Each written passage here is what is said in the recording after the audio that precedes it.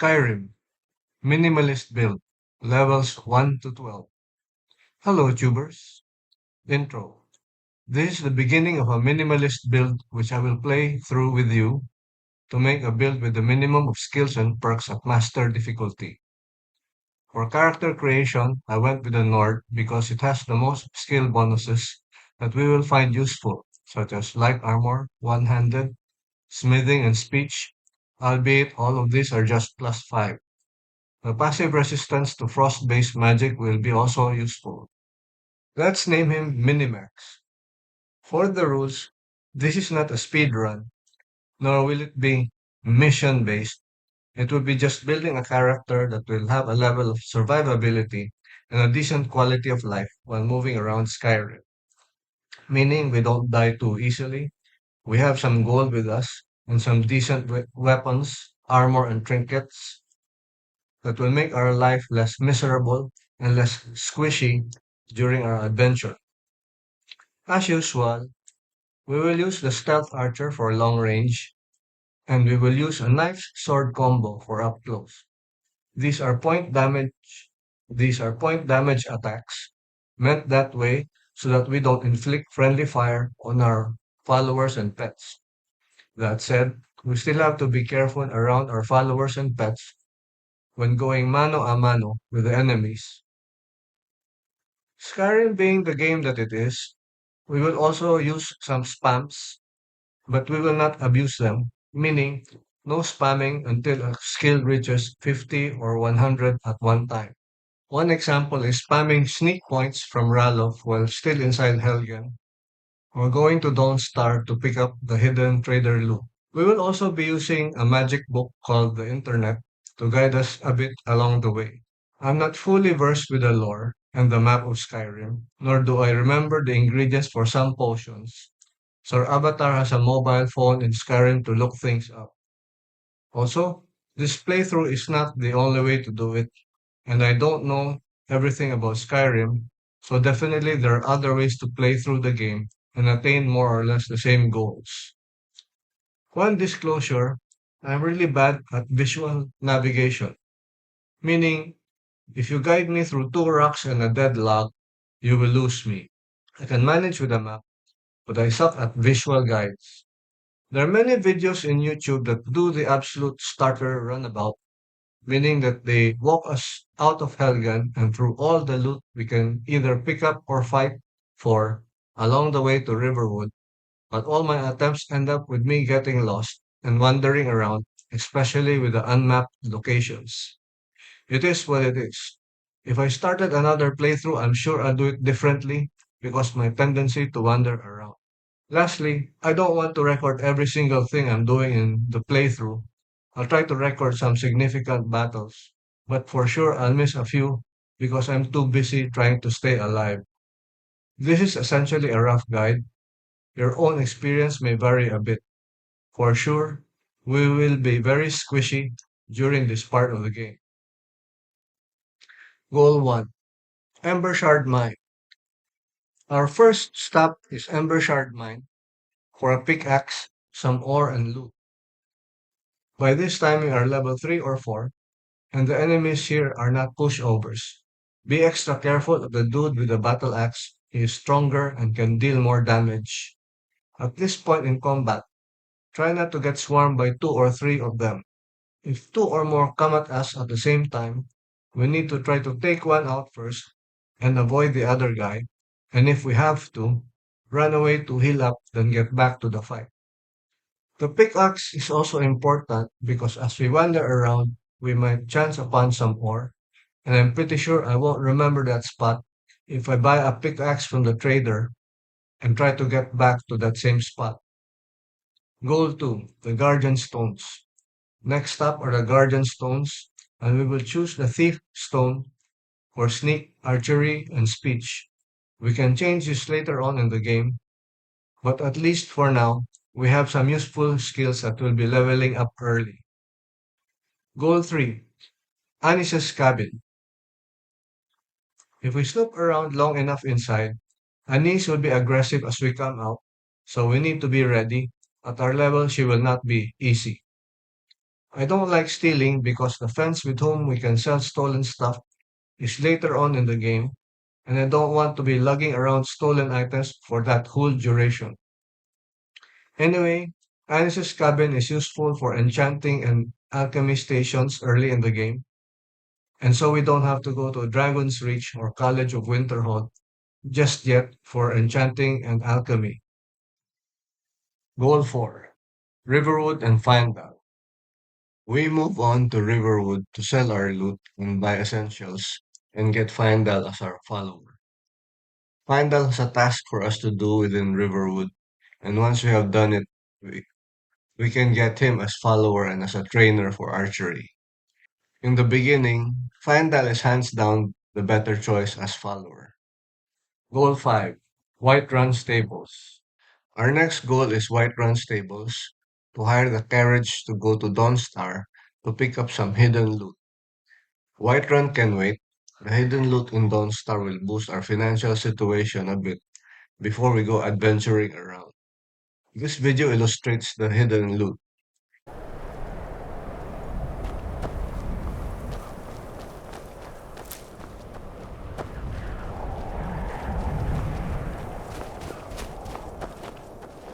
Heard they're reforming the Dawn Guard. Vampire hunters or something in the old fort near Riften. Might consider joining up with some. They will. You will lead us to victory, as you hope.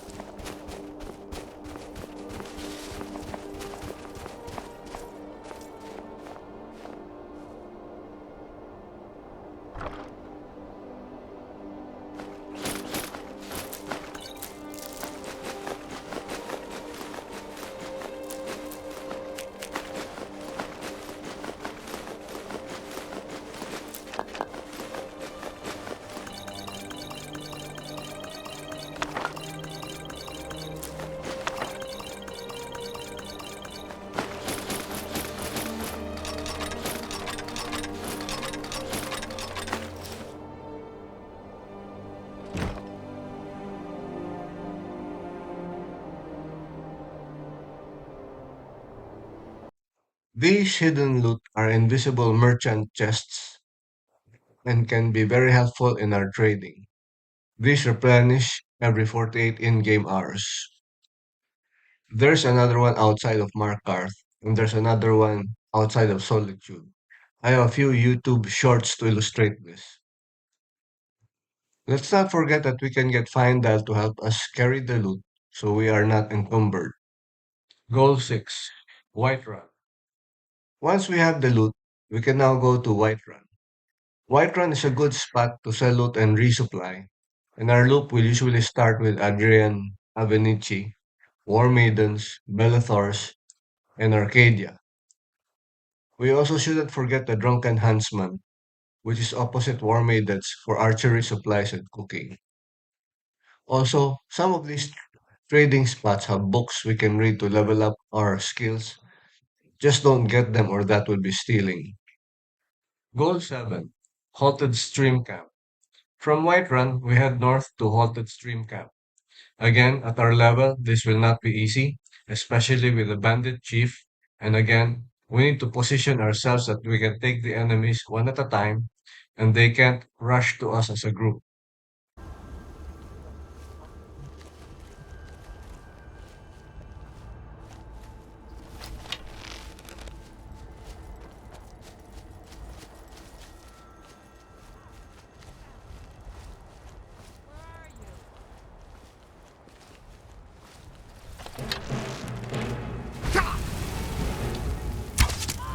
This is what you want, huh? Swear I'll kill you.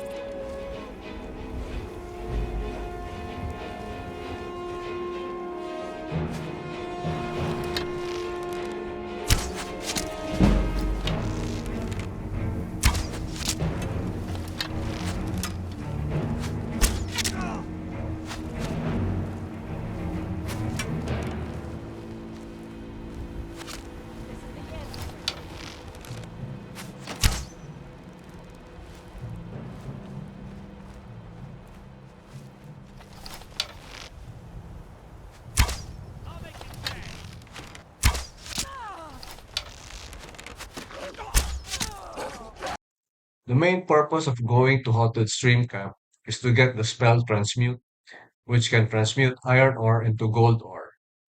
This will be a big boost to our finances. Let's not forget that besides mining for iron ore, we can also buy iron ore from the traders. Goal 8. Pets. This is optional, and as everyone else will tell you, followers and pets tend to block doorways, push us around, or give away our sneak.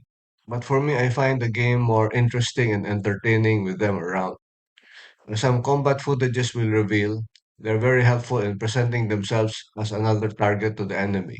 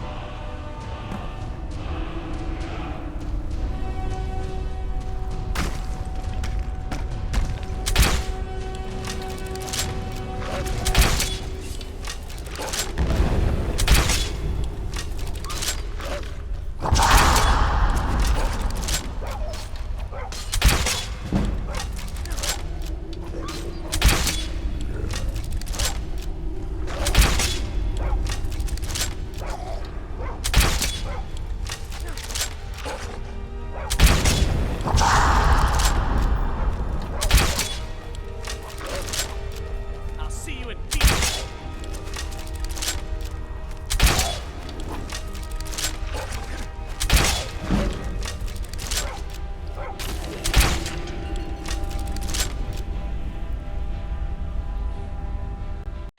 Vigilance is good for attack and defense, while Hilda is good for carrying loot. We can buy Vigilance outside of Markarth. For Hilda, we need to pick up a note at the counter of the Bannered Mare.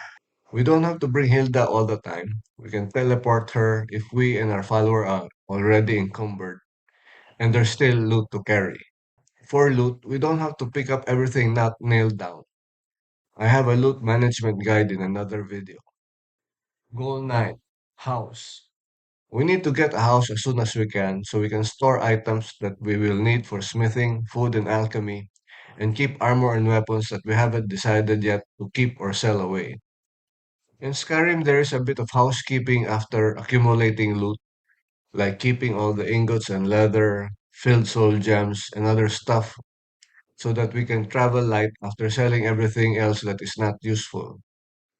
There are many options to get a house. In this playthrough, I got Mirwatch simply because I haven't tried this in my former games. It will be guarded by a singular Kaurus, and it won't be easy at our level. There are many enemies and bosses that can one-shot us at this point. Takeaways. By now, we will be around level 10 to 12. We have a house, follower, and probably a pet, some gold, some useful trinkets, armor, and weapons. We probably will not have a full set of enchanted items, but these are the enchantments that will be useful depending on our playstyle. Soul Steel, Fortify Barter, Fortify Smithing, Fortify Carryweight, Fortify Light Armor, Fortify One-Handed, Fortify Archery, Fortify Alchemy, Regenerate Health. At this level, we probably don't have all of these, but we just need to watch out for these when trading and finding loot. Also, we might need several sets for specific purposes. Say, a set of Fortify Smithing clothes and jewelry that we can keep in the house because we don't need to bring this around for combat and barter. Probably a lightweight barter set that we can carry around to improve our trading, a combat set for maximum defense and offense against enemies. Likewise, you can also have a Fortify Alchemy set stored at home where we do our potions. I also have a video regarding enchantment and alchemy. Out of the 18 skills, we will be focusing on 8 main skills in varying degrees. These are sneak, light armor, archery, one-handed, smithing, enchantment, alchemist, and speech. Probably around mid-game, we will also try to get 50 points in pickpocket because this will increase our carry weight by 100. My former games were at adept difficulty. This is at master difficulty. So this is harder. And at this point, we are still squishy. This squishiness is compounded by our light armor. There is no light armor with steel smithing. We will have to wait until we can do elven smithing. Meanwhile, the best light armor we can get is leather and imperial. It is also not my habit to upgrade armor and weapons as soon as I can. I usually use what I pick up. We will slowly upgrade our armor and weapons in the next phase of the game, levels 13 to 24. Meanwhile, we can do the early missions and try not to stumble into areas that have bosses way beyond our level, and there are many lying around. At least we have attained a certain stability, having a home, assists for attack, defense, gold, and carry weight. We can now focus on leveling up. This is all for now, and see you on the next phase for levels 13 to 24.